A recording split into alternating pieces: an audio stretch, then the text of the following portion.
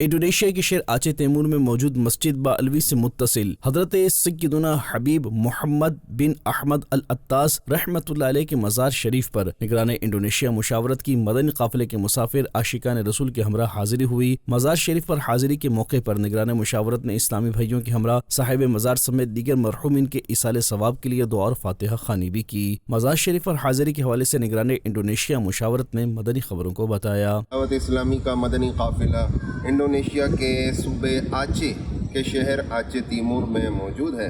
الحمدللہ یہاں مدنی قافلے کے دوران ایک بزرگ کی بارگاہ میں حاضری ہوئی، فاتحہ خوانی کی گئی۔ ان بزرگ کا نام محمد بن احمد العطاس رحمہ اللہ ہے، عالم دین ہے۔ مختلف علماء اکرام سے انہوں نے علم دین حاصل کیا اور اس علم دین کو آگے بھی انہوں نے پہنچایا۔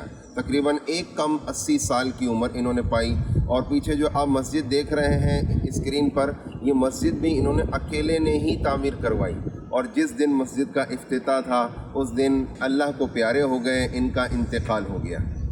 یہ تقریباً 3 سال پہلے کی بات ہے، 2021 میں جو ہے وہ ان کا انتقال ہوا، اور ماشاء اللہ سید زادوں کی برکت تو دنیا بھر میں موجود ہے۔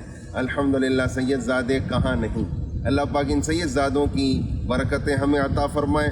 دعوت اسلامی کے مدنی ماحول سے وابستہ رہیں گے تو انشاءاللہ سید زادوں کی برکتیں اور محبتیں تقسیم ہوتی رہیں گی۔ اللہ پاک ان سید زادوں کے صدقے ہم سب کی مغفرت فرمائے اور دعوت اسلامی کو دن دگنی رات چگنی ترقیاں عطا فرمائے۔ مدنی چینل کے ناظرین، آپ بھی اپنے مرحومین کو ایصال ثواب کرتے رہیے اور اجر و ثواب پائیے۔